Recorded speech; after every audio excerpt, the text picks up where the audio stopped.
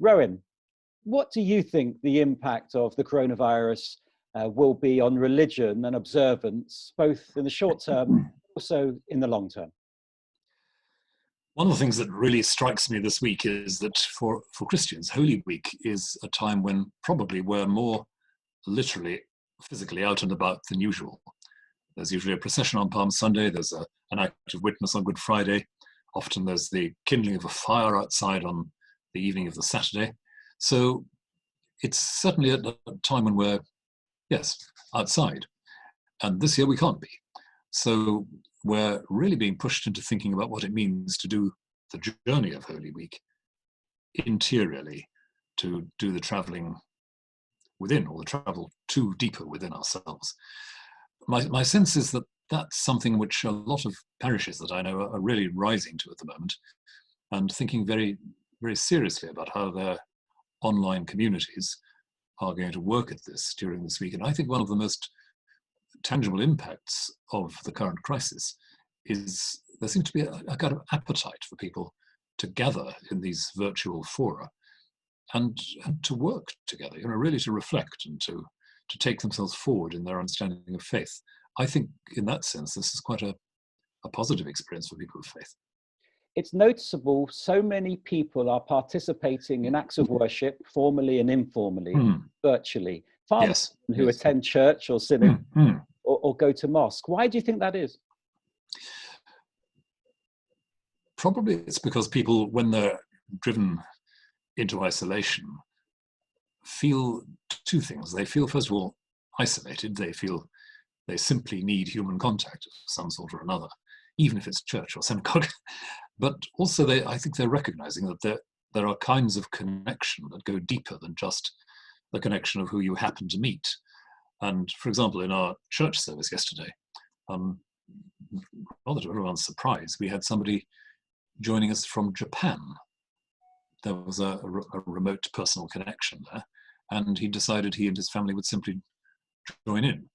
And that was a connection we had no idea of until at the end of the service, this little Japanese voice came online and said, "Hello, I'm speaking to you from Japan." So I think that sense of the connections reaching out in places we hadn't expected is part of what people are discovering, appreciating, and maybe recognizing as more important than they expected. And is this something you expect to continue? Because there is this debate about long-term impact. Are we going to see complementary virtual and physical services? It'll be interesting to see, won't it? I think the other side of what we've just been talking about is that simply being able to contact people online has, in many cases, intensified people's feeling that they want to be physically in touch. It's made them value even more that sense of what they're now missing. So I don't for a moment think that there'll be some sort of replacement of physical meeting by virtual meeting. But what we're all learning is that there are quite a number of ways of connecting, and that sometimes connecting online can allow people who might be slightly discomposed by being in a physical gathering, allows them to be part of something perhaps a bit in their own terms, in their own time. And that may be something that will continue, something allowing a bit of leeway for people to slip in and out and discover what they need to. Could we explore theologically what this means? Because so much of prayer is done often by oneself.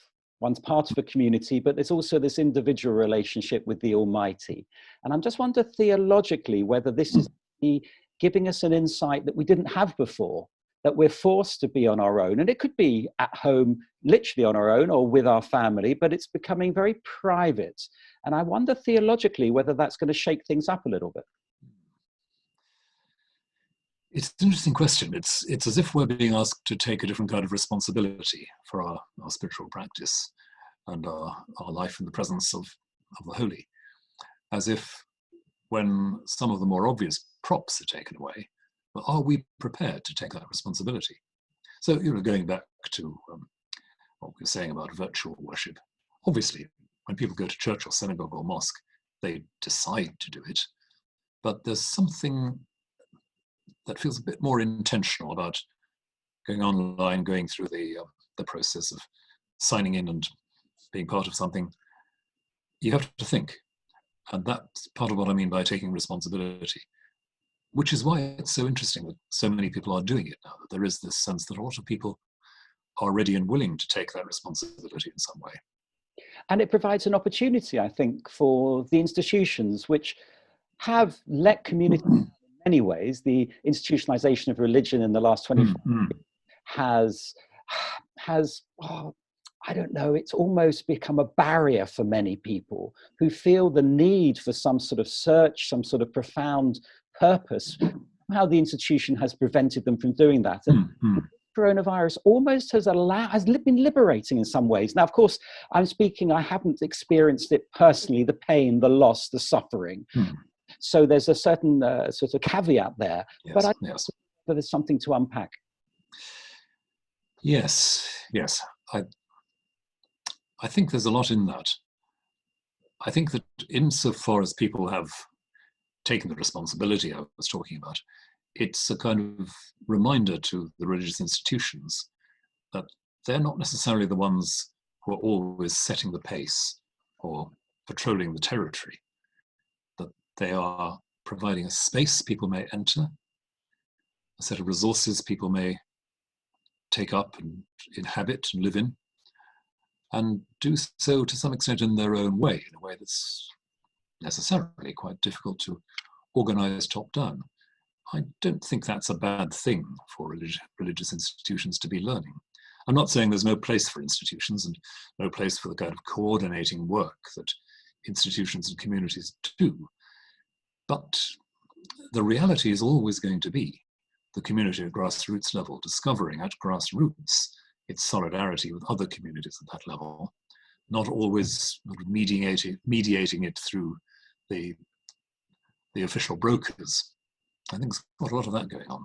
Yes, and in a way, the leadership has to catch up with what the community is doing.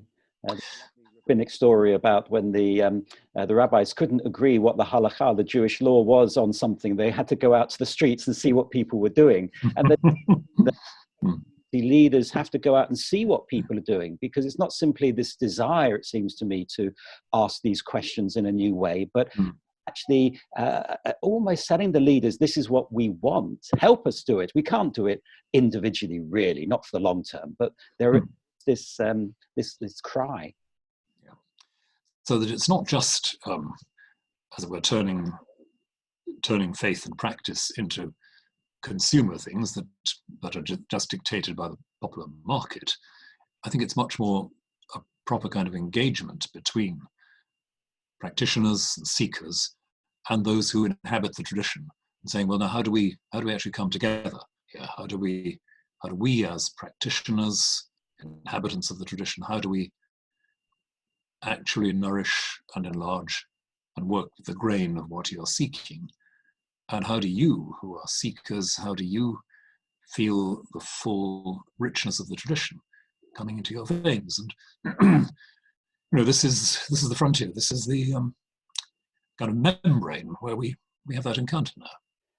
I can't let this podcast end without asking you for the implications in terms of interfaith dialogue, and particularly dialogue itself. It's not an easy, genuine dialogue, as Martin Booth would say. It's an expensive, you have to open yourself up. It's a costly thing, because you open yourself up to understand the other as the other is to be understood, which is a near impossible task. But what are the implications, do you think, of what we're going through for the whole question of dialogue, whether it's interfaith or intra-faith? Yes, I don't really know. I think that it's probably something to do with this business of responsibility again. I mean, contained within that word responsibility is response. It's answering. It's being answerable for what you're doing, what you're thinking, and what you're exploring.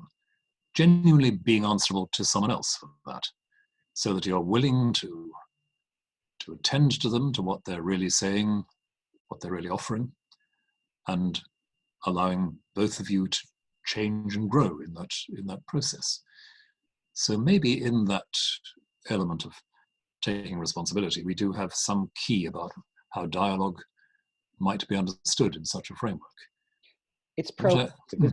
Rowan. And it's not simply passive waiting. No. But you've got to activate something. To respond is not. It's like the word listen. It's an hard. There's something active about it, isn't there? Very much so. I think listening is extraordinarily hard work. It means clearing the space for someone else's voice to come in. I was reflecting on this yesterday for the meditation I did for our parish, that we use the language of Jesus on his way to the cross, emptying himself for the life and well-being of the world. And that's introduced by St. Paul saying, well, let the same mind be in you. So what does it mean to empty ourselves? How do we connect with an inner emptiness that's not a sort of threatening void, but a sort of space into which others can move, a space, a room for others where they can feel at home in our minds and our hearts. Something of that, I think, belongs to dialogue as well. Rowan Williams, thank you very much. Thank you.